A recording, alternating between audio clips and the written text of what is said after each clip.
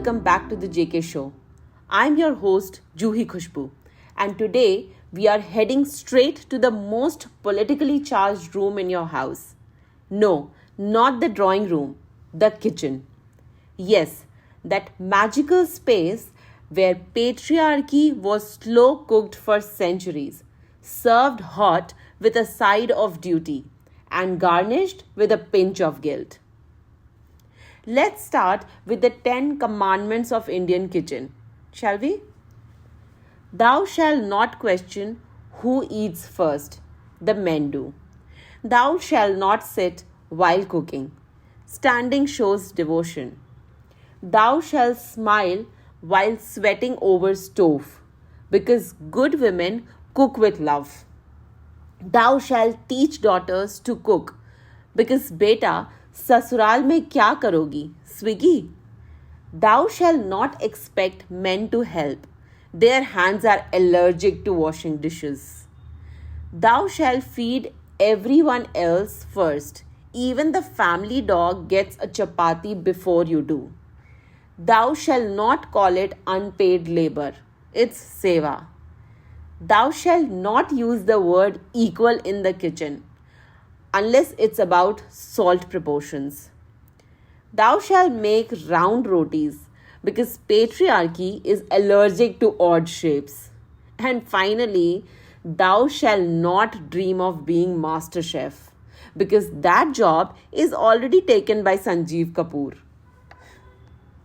Now here's the fun part.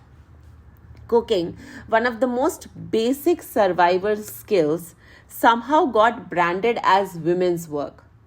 But the minute it becomes a profession, suddenly it turns into an art form. You see, when a woman cooks, it's her duty. When a man cooks, it's his passion. When she burns a toast, she's careless. When he burns the toast, he's experimenting. I sometimes wonder, does the smoke smell different when it's made by a man?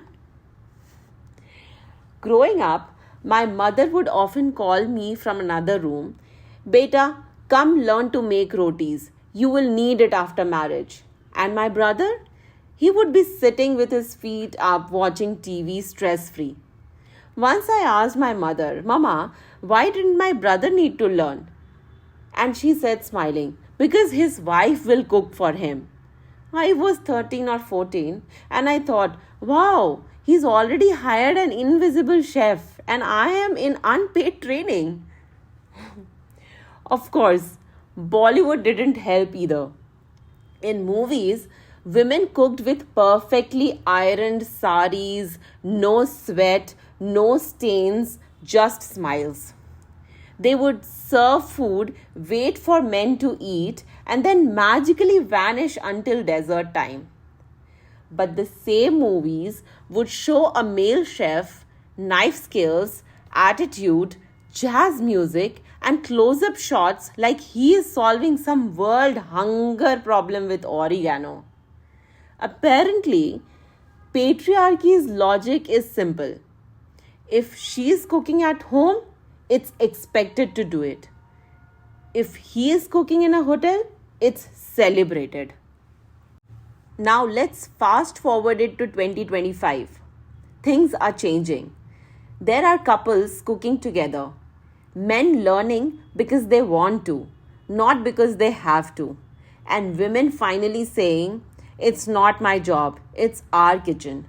Cooking should never have been about gender. It's about independence, nourishment, and creativity. Every human being should know how to feed themselves. It's not feminism, it's survival. So here's my secret recipe for a gender equal kitchen. Take 1 tablespoon of empathy, add a pinch of humor, mix in equal proportions of labor, and simmer until the guilt evaporates. Because the kitchen doesn't belong to women. It belongs to whoever is hungry and humble enough to learn to clean it up afterwards. Next week, we are talking about another invisible wall of patriarchy, the one built around beauty standards.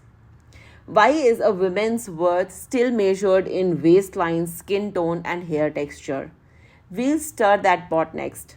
Until then, keep questioning, keep cooking, and remember, patriarchy might love a well cooked meal, but it hates being roasted. See you until then. Bye bye. Take care.